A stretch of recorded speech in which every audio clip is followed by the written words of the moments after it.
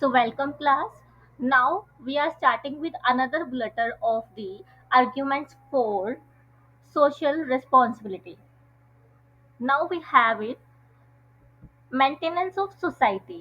पहले हमने पढ़ा था about the justification for existence and growth, and after that we have learnt about long term interest of the firm and avoidance of government regulations, right?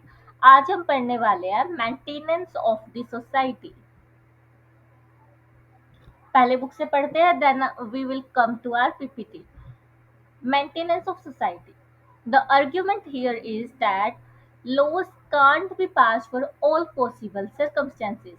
अब इसने बोला है कि एक जो बिजनेस है वो सोसाइटी में सरवाइव करता है, सोसाइटी के रिसोर्सेज यूज करता है, उसके पीपल यूज करता है, but what about the rules and regulation, what about the behaviour aspect a business should maintain towards its society. तो हर एक चीज के लिए हम लॉज नहीं बना सकते. लाइक अपने पास लेबर लॉज है जिसमें मिनिमम वेज का क्राइटेरिया है कि आपको इतना तो देना ही होगा, और उसके बाद अपने पास चाइल्ड लेबर का लॉ है कि आपके जो बिजनेस है उसमें चिल्ड्रन काम नहीं करने होने चाहिए till as of below 18, right? तो इस तरीके के लॉज बनाए गए हैं. But what about leaves criteria and all that? Like अगर मैं आपको बताऊं कि एग्जांपल देती हूँ, रियलिस्टिक एग्जाम्पल है बट मतलब ऐसा अदरवाइज मत लेना. फॉर एग्जाम्पल जैसे कि अब मैंसुरेशनल साइकिल होती है फीमेल की, तो क्या होता है उसमें कि जो बिजनेस है अभी एज सच एक लॉ नहीं पास किया गया है कि लीव दी जाएगी. मैटरनिटी लीव का तो अपने पास प्रोविजन है, maternity leave bill 2017. But what about other things? तो यहाँ पे मैं बोलूँगी कि जो केरला स्टेट है उसमें क्या है कि वीमेन को 2 डेज स्पेशल लीव मिलती है, राइट? और और जो बिहार की वीमेन गवर्नमेंट एम्प्लॉयज है उनको भी स्पेशल 2 डेज लीव मिलती है. अब ये तो उनका स्टेट स्पेसिफिक उन्होंने बना दी पॉलिसी, बट ये गवर्नमेंट के लिए हो गई, गवर्नमेंट फीमेल एम्प्लॉयज के लिए. But what about private sector? तो यहाँ पे अपनी बिजनेस रिस्पॉन्सिबिलिटी, सोशल रिस्पॉन्सिबिलिटी आ जाती है. कुछ अपने प्राइवेट सेक्टर प्लेयर्स भी है जो कि वीमेन को मेंसुरेशनल लीव देते हैं. फॉर एग्जांपल प्राइवेट सेक्टर में जैसे जोमेटो है, स्विगी है, बाइजू है, ये वॉलंटरली लीव देते हैं. इसके लिए कोई स्पेशल एक्ट पास नहीं किया गया है. मतलब you are concerned with the health issues of your women employ also, right? तो ये डिपेंड करता है on the culture of your business. People who feel that they are not getting their dues from the business, अब people कौन? Employ a worker union. The business may resort to antisocial activities not necessarily governed by the law. अब इसको मैं example के साथ बताऊंगी कि जैसे जो अपने एम्प्लॉयज वर्कर्स होते हैं, कभी कभी होता है कि जो बिजनेस है ना उनकी जो सैलरी है, ड्यूज है, उसको अटका देता है, टाइमली पे नहीं करता है. तो इस केस में जो एम्प्लॉयज है वो स्ट्राइक करते हैं. टाइमली पेमेंट के लिए ऐसा अपने पास लो नहीं है, मिनिमम पेमेंट के लिए लो है अपने पास, ठीक है? तो यहाँ पे एक दिक्कत है. तो यहाँ क्या होता है, अब जैसे उनको काफी दिनों से नहीं मिल रही है सैलरी, वो एप्लीकेशन डालते हैं कि we request you to please credit our salary in our accounts, लेकिन ऐसा नहीं होता है तो वो स्ट्राइक पे आ जाता है. स्ट्राइक पे भी अगर बिजनेस नहीं दे रहा उनको तो वो तोड़ फोड़ मचाना स्टार्ट कर देते हैं. तो तोड़ फोड़ मचाने वालों के लिए अलग से कोई लॉ बनाया नहीं गया है, राइट? दिस में harm the interest of a business itself. Business का इंटरेस्ट खराब होएगा इससे. मतलब एम्प्लॉयज तोड़ फोड़ मचा रहे हैं, आप उनकी सैलरी नहीं दे रहे हो तो वो छोड़ के जाएंगे आपकी कॉर्पोरेट को. वो क्यों रुकेगी जहाँ पे उनको टाइमली पे नहीं मिल रहा है? Therefore, it is desirable that business enterprise should assume social responsibility. तो ये बिजनेस की सोशल रिस्पॉन्सिबिलिटी है. हमने पढ़ा था ना कि जो एम्प्लॉयज है वो भी बिजनेस के एक इम्पोर्टेंट स्टेक होल्डर्स है along with investor and the owner. Now let's come to our PPT, that is maintenance of society business social responsibility है. सोसाइटी को मेंटेन रख के करके रखना वो किसकी रिस्पॉन्सिबिलिटी है? बिजनेस की भी है.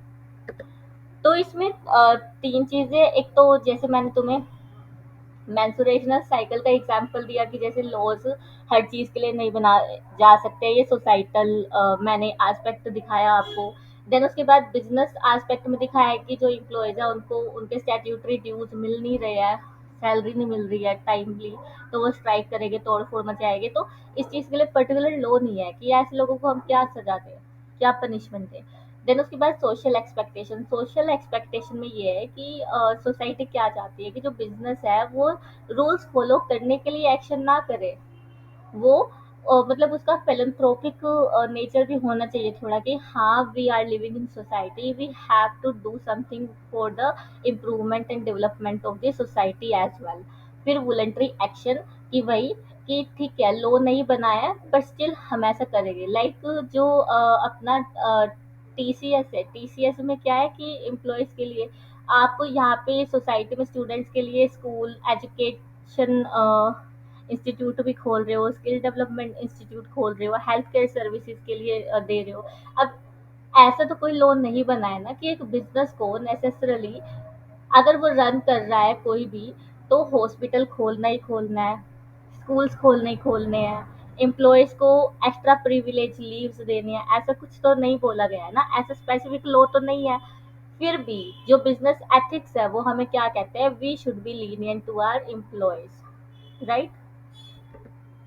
फिर उसके बाद अब ये तो मैंने बिजनेस पर्सपेक्टिव से बताया, बट कुछ समझने के लिए और अच्छे से लिंकेज बिठाने के लिए कि लॉज जो है वो हर एक चीज़ के लिए नहीं बनाए जा सकते। फॉर एग्जाम्पल आप स्कूल में जाते हो, तो स्कूल में भी अपनी रूल्स चलते हैं कि आपको प्रॉपर ड्रेस पहन के आनी है, इस दिन ये वाले कलर की ड्रेस पहननी है, उस दिन वो वाले कलर कोड की ड्रेस पहननी है, बेल्ट लगा के आओगे, टाइम से आओगे। फिर उसके बाद आपकी होमवर्क कॉपी अलग बनेगी, क्लास वर्क कॉपी अलग बनेगी, इन सब के लिए पर्टिकुलरली रूल्स है। असेंबली टाइम पे आपको प्रेजेंट होना है, आप क्लास में नहीं बैठोगे, उस टाइम पे आप ग्राउंड में होगे, प्रार्थना करोगे, ठीक है। और ये सब रूल्स है, बट व्हाट अबाउट आपका नेचर। लाइक सपोज कि आप कोई 5 या 6 फ्रेंड्स हो, उनमें से एक एब्सेंट होता है, एंड उस दिन बहुत इम्पोर्टेंट ही टॉपिक चल रहा था जिसको कि हम मिस नहीं कर सकते थे, राइट। तो इस केस में अब ये रूल थोड़ी बना है, स्कूल ने तो ये रूल नहीं बनाया है कि अगर कोई बच्चा नहीं आ रहा है तो आपको उसको नोट्स प्रोवाइड करने हैं, ऐसा कोई रूल नहीं है। It's your mutual understanding, it's your friendship, it's your nature. तो आपको और साथ ही कि आपका कोई अच्छी दोस्ती है फ्रेंड सबसे, तो आप बोलते हो नहीं इस सीट पे तो मैं तुझे नहीं बैठने दूंगी, तू दूसरी सीट पे जाके बैठ। ऐसा भी होता था, मतलब बचपन में होता था ये सारी चीजें, तो इन सब के लिए स्पेसिफिकली रूल्स नहीं है ना, इट्स अबाउट योर नेचर। तो जैसे मैंने यहाँ पे एग्जांपल दिया है, बीइंग पोलाइट टू क्लासमेट, फिर sharing notes with struggling students. मतलब ऐसा भी होता है कि टीचर जल्दी से लिखवा के चले जाते हैं एंड फिर बोल भी देते हैं कि मैं कल समझाऊंगी, इतने में दूसरे स्टूडेंट को स्ट्रगल आ रहा होता है, तो दूसरे स्टूडेंट्स उसके फ्रेंड्स क्या करते हैं, उसको समझाते हैं, उसको नोट्स देते हैं। फिर हेल्पिंग समवन इन नीड, जैसे आप अपना लंच बॉक्स भूल गए तो आप अपने फ्रेंड्स के साथ शेयर कर लेते हो, इन सब के लिए थोड़ी रूल्स बने हैं, शोइंग काइंडनेस एंड रिस्पेक्ट, ठीक है। देन उसके बाद ये तो स्कूल की एनालॉजी थी। अब हम स्कूल से बिजनेस की तरफ वापस चलते हैं। तो स्कूल रूल्स मतलब कि आपका बिहेवियर एंड पॉजिटिव एनवायरनमेंट के लिए वो रूल्स नहीं बना सकते हैं, वो ड्रेस के लिए बना सकते हैं, स्कूल असेंबली के लिए बना सकते हैं, फीस पेमेंट के लिए बना सकते हैं, ठीक है।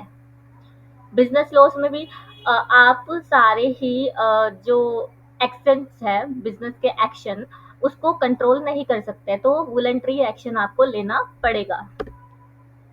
तो what happens when business ignore social needs, अगर एक बिजनेस सोशल नीड्स को इग्नोर कर रहा है तो क्या होगा, जो पीपल है वो नेग्लेक्ट इग्नोर्ड फील करने लगेंगे।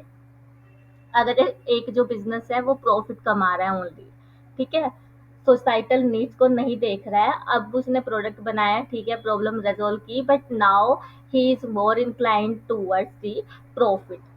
देन उसके बाद नेगेटिव रिएक्शन बिगिंस, यहाँ पे प्रोटेस्ट होने शुरू हो जाएंगे, लोग आपके प्रोडक्ट को बाइकआउट करने लगेंगे, बॉयकॉट करने लगेंगे।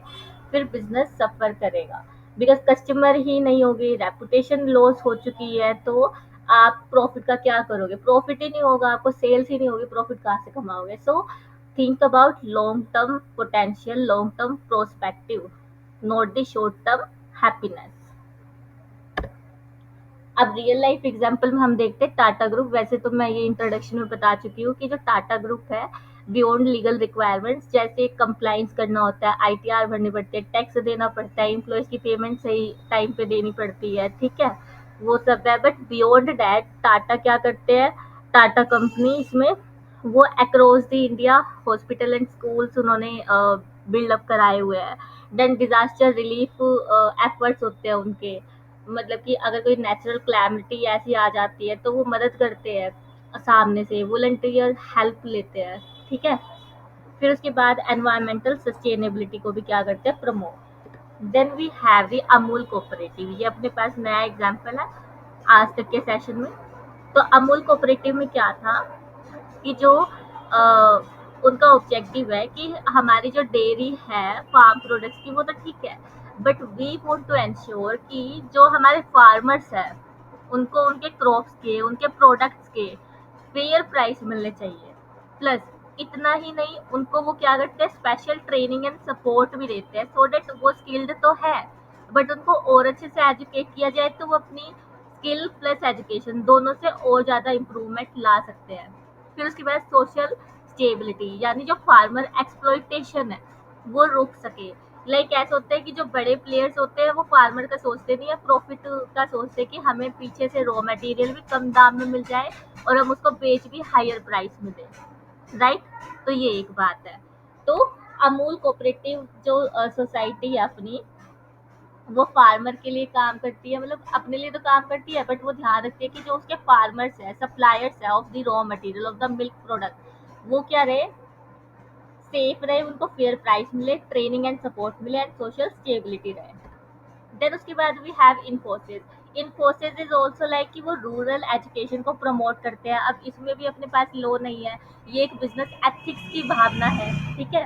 देन उसके बाद health care access and then women empowerment, women skills के लिए भी काफ़ी चीज़ें इन्फोसिस प्रमोट करते हैं, राइट। तो अपना की टेक अवेज यहाँ पे क्या है कि विन विन सिचुएशन है, बिजनेस भी ग्रो करे और बिजनेस के साथ सोसाइटी भी ग्रो करे। ये क्या है, maintenance of the society. You are improving your profits, you are improving your public image by serving the society in a best possible manner, ठीक है। So that was the concept of the maintenance of the society. अब यहाँ पे क्योंकि मैंने थोड़ा अलग अलग चीजें बताई तो let me make you right the things.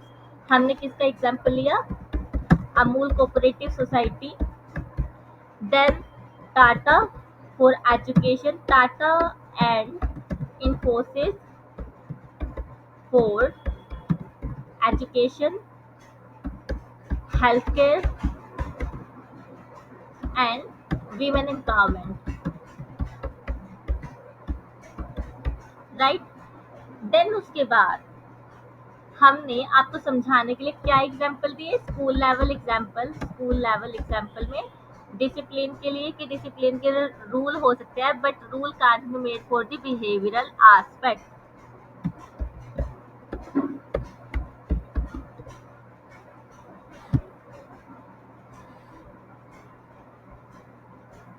और फिर हमने एक लिया example maternity leave versus menstruational cycle,